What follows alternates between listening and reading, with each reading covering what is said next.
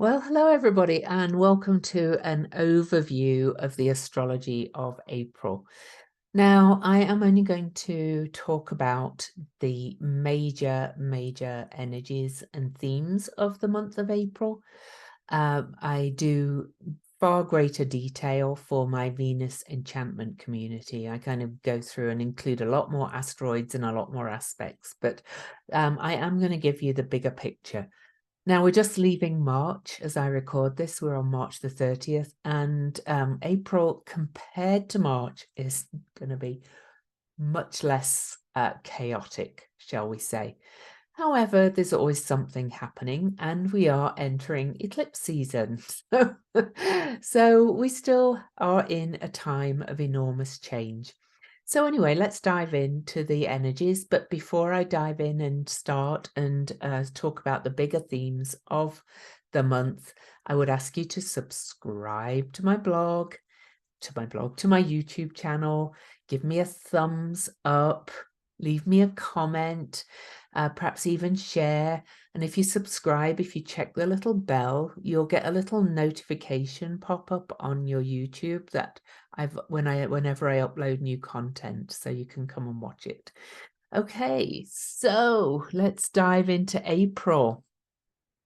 So we start on April the 1st, just a bigger picture. I use quite a lot of asteroids, but we start with, and there's some extras in here that I might not refer to. This is Proserpina and this is Persephone, so in case you're wondering. But anyway, we start the month in Aries season. April always begins with, let's go to the next day. Let's go to April. Still in Aries season. We start with a big lot of energy in Aries. We've still got this kind of powerful push as we go. And as we start the month, we're heading towards the Libra full moon, which I called the Free Your Mind full moon. I did a full podcast video on that. I'll link to that at in the cards on this video, but you can also find it if you click on videos and look for the full moon video and go in depth on that one. But we start the month with Chiron and Jupiter both combust the sun. So that means they're hidden by their light is hidden by the light of the center of our solar system, the sun, that tends to kind of block out everything. And that really means that they're kind of in an underworld journey of rebirth. Chiron, the medicine man, the healer, the mentor, he's being burned off in Aries, and after the sun moves past him around 10 degrees, Chiron will be kind of reborn and ready to do his medicine work again. The same with Jupiter. Jupiter in Aries is very much about expansion and growth and starting projects and about really kind of figuring out who you are. And he's in an underworld journey. What did one of my friends describe it as, Laurie? This inner guru, because Jupiter is the guru. So you're getting in touch with your inner guru at the start of April and for much of April. So we also have Vesta in the sign of Aries at the start of the month. Eris in the sign of Aries. She's been there for many years, since 1928, I think, and Mercury. So we start the month with a lot of Aries energy. All right. And so it's kind of like spring ahead. Yes, I'm sorry for those in the southern hemisphere, but it's still Aries energy no matter where you are. So you'll still probably feel like being very active, getting out there and starting your new projects and things that you may have been putting off. Now, because I'm only going to look at the major aspects, I'm going to hop straight to April the 3rd. I'm going to look at kind of key days. So on April the 3rd, Vesta will conjunct the planet Eris. And so, but on that day as well, Mercury is going to move into the sign of Taurus, and Mercury is going to square the planet Pluto and oppose Haumea. But first of all, we look at Vesta. Vesta is the sacred flame. She is your inner flame. She is focus, commitment. She's devotion. And this is devotion to personal growth, I'm going to say. This is devotion to really kind of focusing on your inner flame and what lights it up. All right. And with Eris being conjunct asteroid Vesta, this is about shaking things up a little bit. Now, as I record this, we're having the Venus Uranus conjunction, which is all about kind of liberation and saying, I'm going to be true to my values and I am going to be who I truly am. And this has that similar energy, but it has more kind of this committed energy. I'm committed to being who I am. I'm committed to being the best self I can be. And then we have this Mercury. Let's actually just move it on a little bit for you. And I am actually going to draw you a line so you can see, because I know I put a lot of things in the chart. So, oh, that's not right. Oh my goodness. Bear with me. That's because I forgot to change to Mercury. So on April the 3rd, yeah, we're back to April the 3rd now. Now I can draw my lines. Mercury is now moving into the sign of Taurus. I've done a whole video on Mercury and Taurus.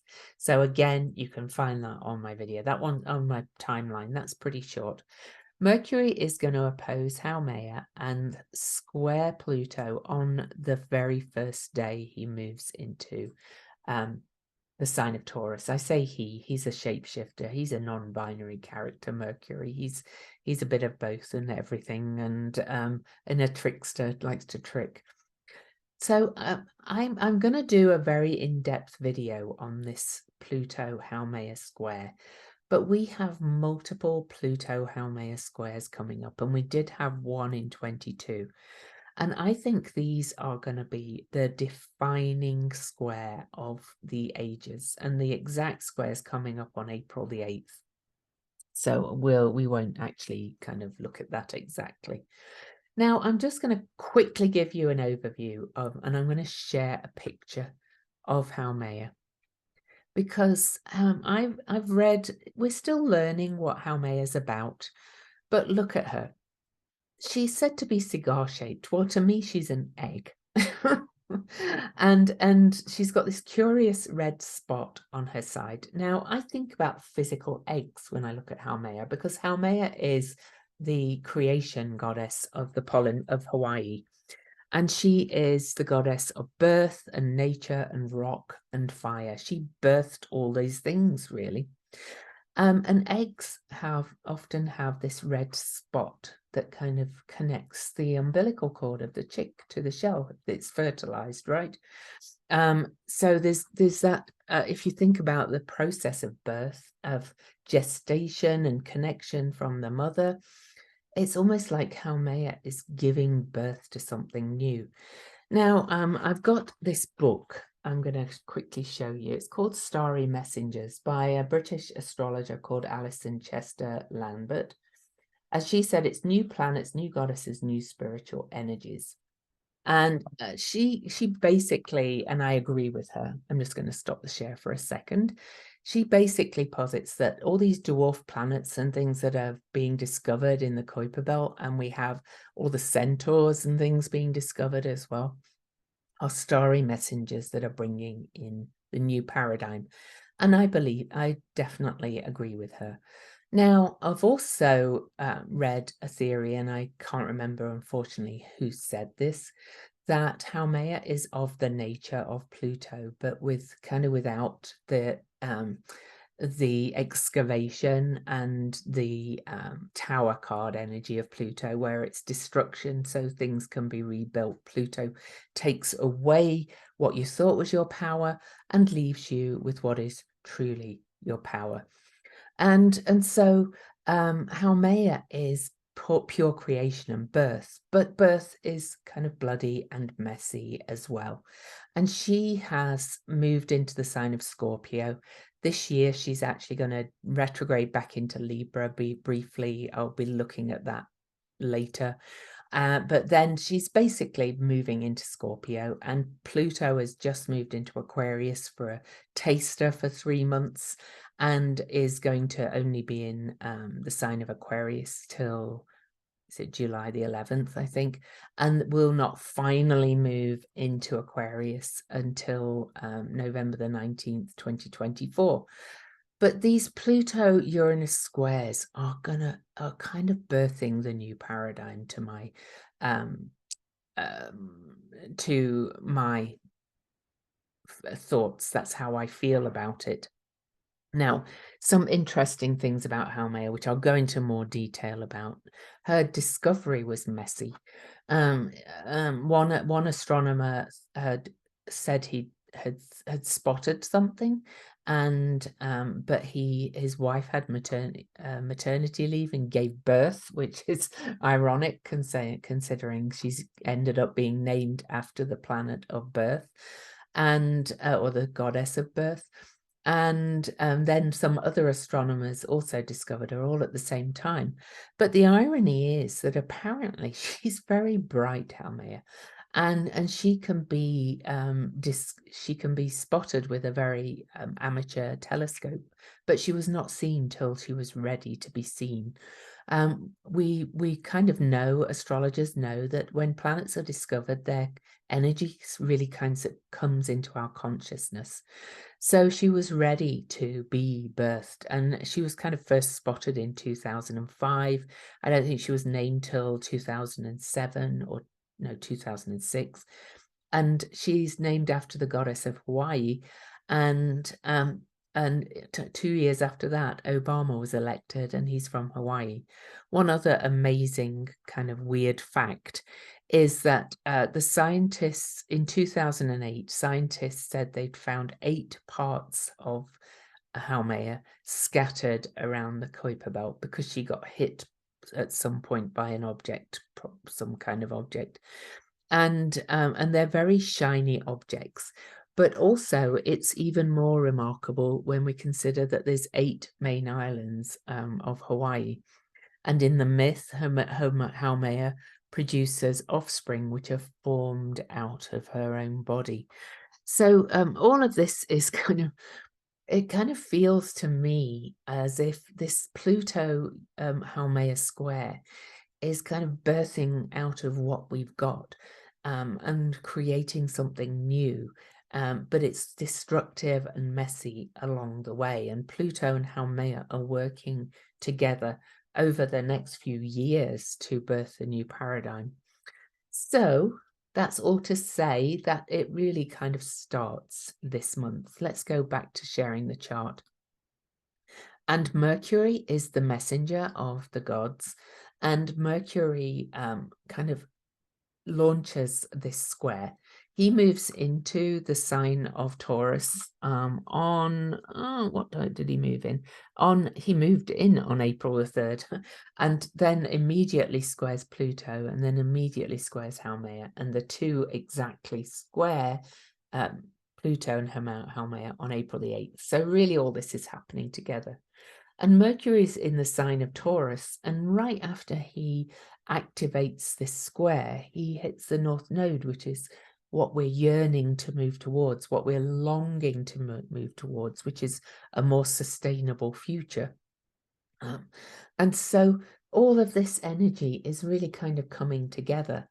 And whilst the nodes will sit at 4 degrees through eclipse season, really they're kind of in a square to this Pluto Haumea square.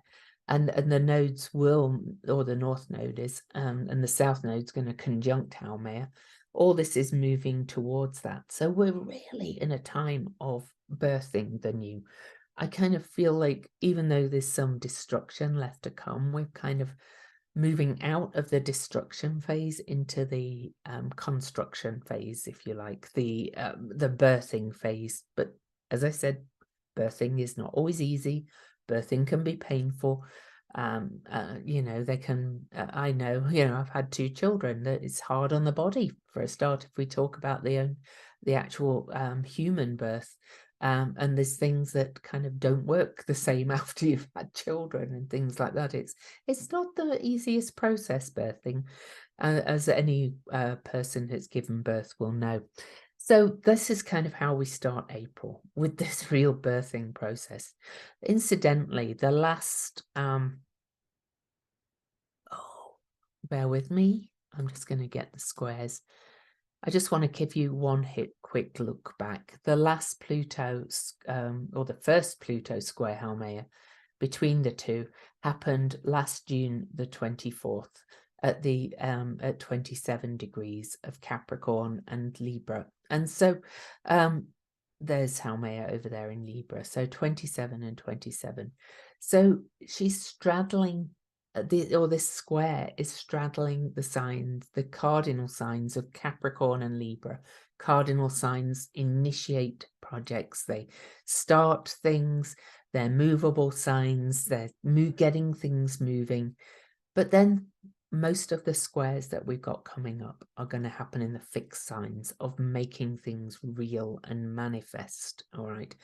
Fixed signs like to create stability and like to make, I think of Joe Biden's slogan, I don't care whether you like him or not, I'm looking at the messages of, you know, what was it, finding the soul of America or something and making things stable again. You kind of hear these messages in the zeitgeist. So then, yeah, we're at April the 8th. There's not a lot happens between April the 3rd and April the 8th. But on April the 8th, as we have the first exact Pluto Haumea square, Venus, in her natural sign of Taurus, incidentally, she's at 27 degrees Taurus, of a Venus rule sign, and Haumea was at 27 Libra for that first square. You know, these things always kind of ping my mind. But Venus is going to come up on April the 8th and is going to form a trine aspect to her mother, Ceres. Okay, Venus trine Ceres. And everybody knows I love me a bit of Ceres. Now, I see Venus as one of the sides of Persephone. So the Demeter Persephone story is a classic. It's of loss of innocence. It's of coming to terms and forgiveness and grief with loss of innocence. And it sounds kind of like the whole story of the fall, really, and of humanity and of coming to terms with our humanness and coming to terms with the cycles of life and death and all those things as well. Now we look at this myth in great detail in my Venus retrograde class that is coming up in July. I'm going to be redoing the page to sign up for that class very soon, so watch for that, because I'm going to put it out there with a payment plan so people can pay for it over 3 months. But Venus is in her own sign Taurus, and Venus, as she actually trines her mother, and Ceres is in the sign of wholeness, the sign of the priestess in Virgo, and she's approaching, she's retrograde. I don't know when she turns direct. I haven't looked at that yet. But there's also near Algol, Medusa. And Algol is seen as a demon star, and you know, it's more, if we think about Medusa, she was really kind of the again, another kind of damaged, harmed female, out for revenge. So, you know, rightful revenge maybe. But then Pallas Athena used Medusa's head as on her shield as kind of protection, and Medusa had been punished for being raped, basically, and so it's kind of the female story again. And here's Venus on Algol. I kind of think with Venus and Pluto, Venus and Algol trine the planet Ceres. I think we're going to, and Venus is in the sign of Taurus, which is very much about the earth. And Ceres is associated with killing the harvests, or Demeter or Ceres did. They're the same goddess, basically. Was killed the harvest in her grief. I think there's going to be something coming up around climate change with this, and about what we're doing to the earth and how we're not living in alignment with the earth. That's all to say. And it's also happening on the same day as this Pluto Haumea square. Also on this day, I mentioned Pallas Athena once already. Jupiter over here in Eris is only almost 3 degrees. The sun's catching up to Jupiter, so Jupiter's well combust the sun, being reborn under the sun. And he's the father. Jupiter, Zeus, the king of the gods in Aries, is being reborn in Aries, about us all thinking we're our own kings or gods. We are kind of are in a way. But this whole thing about sovereignty and, you know, all me, my choice, all about me, don't think of anybody else, is being burned out by the sun. Zeus was a bit of an arrogant asshole, to be quite honest, which is Jupiter, the king of the gods. The sun is kind of saying, no, you time to kind of chill your jets a little bit.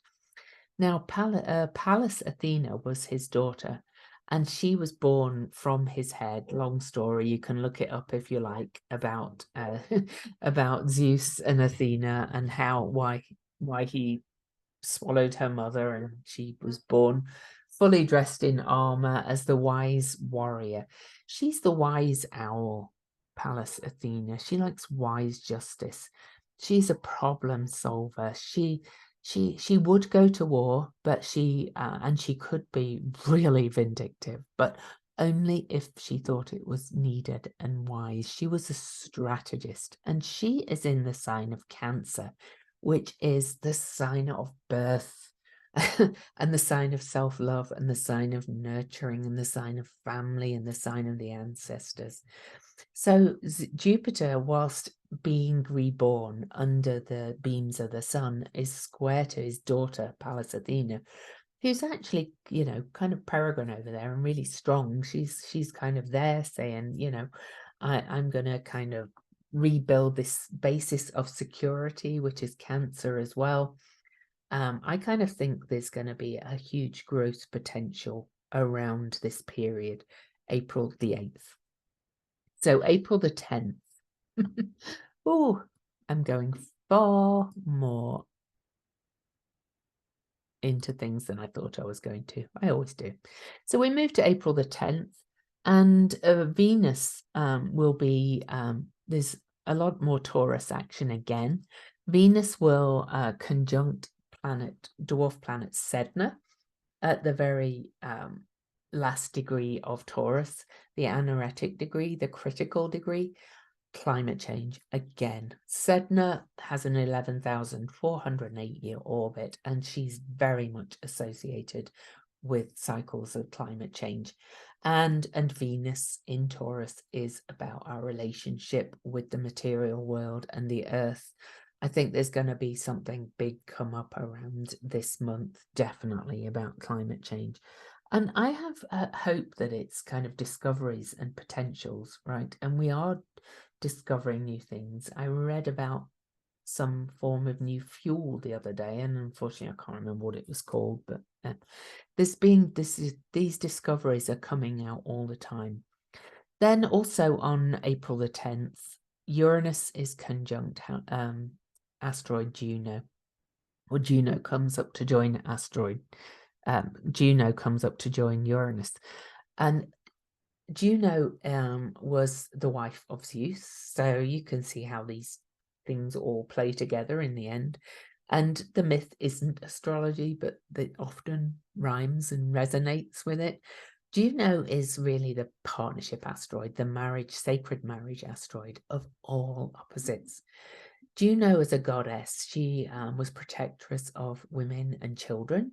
So we had, so she is very much for women's rights because Jupiter, Zeus, was a hound dog, but she was powerful in her own right. And she represents that real kind of sacred marriage energy of holding space for that marriage, for bringing all the opposites together, all the yin yang, the masculine, feminine, everything. And Uranus is the great awakener. So we're going to have some great awakening here. And again, it could be about our personal relationships, but it could also be about our relationship with the earth and the climate as well. So another big day. Also on April the 10th, Ceres, I mentioned, the Great Mother in the sign of the priestess Virgo, she is opposing Neptune. This is what I call a practically mystic kind of axis, okay? And with Neptune there, the god of the sea, and Ceres opposing, and Ceres will station direct in May, so she's not stationing direct yet. But this is kind of saying we need our direct connection with the divinity of everything, with knowing that there's divine in everything. Now, I have so much to say about that. But, you know, it's really about animism and shamanism and living in alignment with nature and connecting with nature and bringing back some of that old connection that we used to have. You know, did you know there's a theory, if you want a good book, called The Immortality Key, that psychedelics were, or shamanic practices were the original Eucharist. Everybody could have their own direct experience of whatever the divine is. And during the age of Pisces, that was squashed. The Eleusinian mysteries, which Ceres or Demeter was a priestess of, lasted for 2,000 years, and they were ended because the newly developed Christian church in the age of Pisces thought it was kind of heretical. So this is bringing it back, in my opinion. The next day, on April the 11th, Venus is going to ingress into the sign of Gemini. Now, at a very mundane level, Venus in Gemini is much more sociable. This is, you know, especially in the Northern Hemisphere here, it's kind of party time with Venus in Gemini. It's about social relationships, chatter, talking, gossip even, but just about, it's a lot lighter, and there's a lot, Gemini is a very mental sign because it's Mercury ruled and it's an air sign. So there's going to be a lot of talking, a lot of communication, perhaps a lot of writing, creative writing, though, with Venus in Gemini, I'm hoping, because I have started my book, but it's not flowing yet because life's been in the way, taxes and things. And as Venus enters Gemini, Venus will trine the planet Pluto, who's spending 80 days at this 0 degree this year, as we start to get a picture of what Pluto in Aquarius is going to be like. Now, Pluto was the abductor of Persephone into the underworld. So we're getting that story again. And Pluto is actually at 0 Aquarius, where Venus, Ceres, and Pluto will all meet on December the 7th and 8th, 2024. So we had the Venus trine to Ceres. Now we've got the Venus trine to Pluto. We're bringing together this story of, and bringing everything back in to be united. So that's going to be an interesting trine. And also, you know, Venus is in Gemini, an air sign. Pluto's in Aquarius, an air sign. This is all about invention and ideas too. About invention and ideas about and what we desire. Venus is earthly desire, Pluto is soul's desire in one of their meanings. All right, so on April the 14th, Venus again. Venus will square Saturn, and Venus Saturn did move into Pisces in the month of March, and on April the 14th, he's moved to 4 degrees, and Venus will be at 4 Gemini. And this is a mutable square. This is getting some clarity around where you're going and what you're creating as we move forward. Venus and Saturn were together. We can quickly look. The Venus conjunction with Saturn happened on January the 22nd of this year. Now this is what's called an opening square, and it's moving us forward to creating something that perhaps began in January, or we may have had the seeds of, excuse me, the idea in January. Oh, hiccups. On April the 15th, Vesta, remember, she's focus, commitment. She's the sacred flame. Vesta moves into the sign of, Taurus.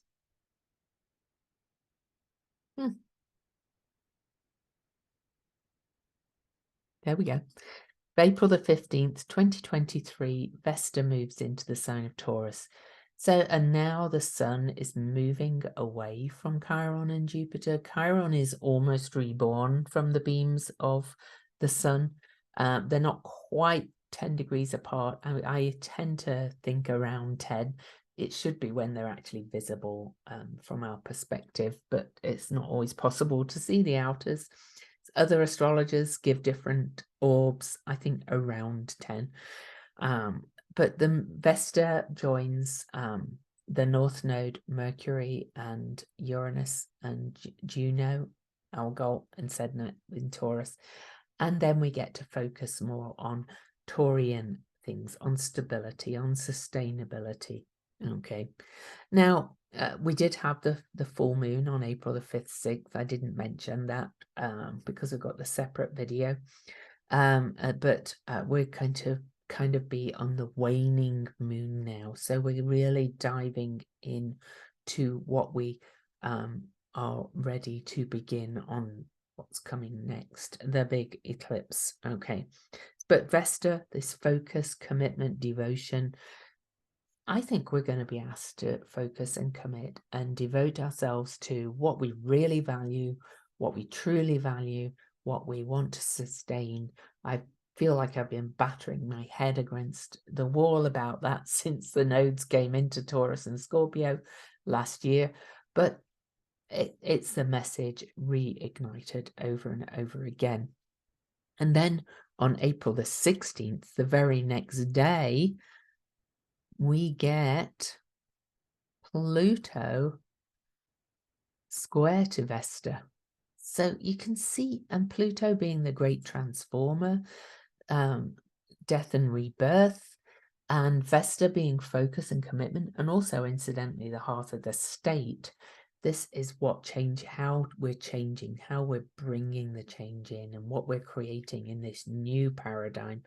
Very big ways. Then on April the 20th, we have the big event of the month, as if we hadn't had enough already, right? But we have what's called a solar hybrid eclipse. And I kind of looked at it and I was like, what does that mean? And apparently they're quite rare, solar hybrid eclipses. They happen maybe about every 10 years, whereas we have like usually 4 to 5 eclipses a year, solar and lunar. A hybrid eclipse is one that is total from some perspectives, and an annular, which is a ring of fire, from other perspectives. It's you know, that's why it's a hybrid, because it's a mix of eclipses. And so this new moon eclipse, and I will of course be doing a full video on this, is at 29 Eris, and the nodes are still in Scorpio, and the nodes are moving towards Scorpio, and of course the moon and sun are moving towards Taurus. So it's hybrid in signs as well, because the sun and moon are in Aries, the nodes are still in Scorpio and Taurus and are going to be shifting soon. But also this eclipse is opposing Haumea and opposing the 29-degree Libra, excuse me, Libra star point, which was when the sun met Venus on October the 22nd, 2022. And Haumea was conjunct that star point on October the 22nd, 22. I'll be going into huge detail on that when I do a podcast episode for the eclipse. But know that this eclipse is huge, and an eclipse at the anaretic degree, 29 degrees, the critical degree, is a very big eclipse. This is going to bring a lot of change this year. And in Aries, it's an initiating sign, the common sign. Things are going to start moving. We're going to feel quite the surge of creation, birth, messy birthing after this eclipse, in my opinion. It's conjunct Vesta too, so you know that's the heart of the state, but of course it's the heart of every state, so it's going to be an interesting eclipse. Then on April the 21st, the very next day, Mercury will station retrograde. Now, I've also done a full video for Mercury going through Taurus that talks a lot about the retrograde, but I am going to emphasize something I said in that video, that I think this should be welcomed and embraced. There was a whole lot of excitement, and I must say, I think I posted something about it too, about all the planets going direct for 80-something days and forward movement, blah, blah, blah. Well, and it was, yes, things have moved. But, you know, we had that many planets changing signs, and then we had Neptune, Mars squares and all kinds of things, and Mars out of bounds. Incidentally, Mars is still out of bounds throughout the month of April. So Mars, he hasn't made many major aspects, but he's in the sign of Cancer. And he's birthing something new, and he's still causing some mayhem, to be quite honest. He won't be back in bounds until May the 4th or 5th, depending where you live. But Mercury is going to slow things down. And this is going to go, just slow your jets, reflect, review. What's shifting? We've had all these planets change signs, the three big ones being Pluto, Saturn, and Mars, all in March. But, you know, we've had all that chaos that was March as well. Cool your jets, slow it down, do all the rewords, rethink, revisit, reflect. Oh, you know, you can think of a million rewords. I like Mercury retrogrades. I think they're part of the way the world should be. This is why we have 3 or 4 for a year. All the Mercury retrogrades are in Earth signs this year, which will Mercury retrogrades do cause some disruption. I kind of find that when they're in water signs, they cause water disruptions. Earth signs, they cause earth disruptions. Air signs, it's often more the communication and things. But they have a purpose. So please, please, please embrace the Mercury retrograde. I tend to find that Mercury retrograde issues, like vehicle issues, communication, things like that, really happen when we don't slow down and when we don't redo and rethink and triple check things and stuff. Enjoy the Mercury retrograde. Enjoy this like ease of slowing down, going back within, and just kind of like, well, what happened? What happened in March and early April? Go, oh yeah, this is what I need to reflect upon now. And then after Mercury turns direct, which is on May the 14th, you know, you'll be ready to actually kind of settle into all what was churned up in all the chaos. Okay. On April the 23rd, Jupiter will be a conjunct the planet Eris. There could be some big disruption there. Jupiter has a 12-year cycle. So, you know, he's not in Aries every year. But he does meet Eris every 12 years or so. But remember as well that Jupiter, oh, by the way, happy Taurus season, because the sun will have moved into Taurus by that point. The sun, oh, do I not have my ingress points? Well, it would be the day after the eclipse. April the 21st, we have Taurus season begins. The Aries energy chills. The sun has moved way beyond Chiron. Chiron's reborn. Jupiter's still just under the beams. But Jupiter meets Eris, and that's likely to tear down some picket fences, especially after Jupiter does emerge from or move when the sun moves 10 degrees away, which is probably like the next day or the day after. And Jupiter's kind of going to come out of there and going, I've been kind of schooled a little bit, all right? I've been schooled for being an arrogant asshole, if you like, and thinking that my sovereignty is all that matters. And, you know, that there's all this tendency to gaslight and say, well, you're choosing to be offended and all this kind of stuff. That's very Jupiterian at his shadow. Whereas we're moving into a time, I believe, of actual interconnectedness and understanding of each other and realizing we have to consider others. You know, quantum physics proves that, you know, if I kind of clap my hands here, it kind of sends waves out. So bigger kind of things send bigger waves out. So anyway, I think Eris is going to shake that up a bit because Eris represents anger about the outsiders being marginalized and left out, because she was marginalized and left out, and she got a bit angry and a little bit vengeful. Some people describe her as hate, and I guess she can be a bit hateful, but she's kind of like angry because she was left out. So, you know, don't leave people out in society. I'm not saying you have to have everybody in your home. We finished the month really with one other thing I'm going to talk about is asteroid Lilith is going to station direct. Now, asteroid Lilith is the original female. She was the one made from dust at the same time as Adam in the myth. I kind of see Blackwing Lilith as the scorned Lilith, the pushed out Lilith. I call asteroid Lilith the took to the hand Lilith. Okay, and her symbol looks like a hand.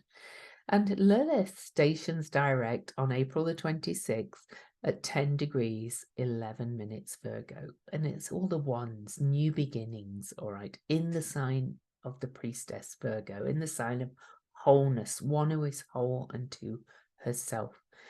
I think she is saying it's talk to the hand, we're done, we are going to create something new. So that's a really nice way to end the month. Now, if you want more details and a much more detailed forecast, I actually kind of went into more detail than I normally would for this. Please join my Venus Enchantment Community. If you're not ready to join that at $23 a month, look for my class coming up, my Venus retrograde class, which honestly is life-changing. Venus gave me the class. I can't say it's me. I just follow what kind of nudges Venus gives me to teach in the class. Previously, we followed Inanna's journey into the underworld, and I'm sure I'll mention that again, but there's going to be a much bigger focus on this particular class. So I've been getting the messages on the journey of Demeter, Persephone, and Hades, and kind of the Eleusinian mysteries. So I'm quite excited to have that shift that's come to me since the last time I did the class. I've been running them every Venus retrograde since 2017 now. The other thing, though, is I also have a Substack newsletter where I post my daily posts.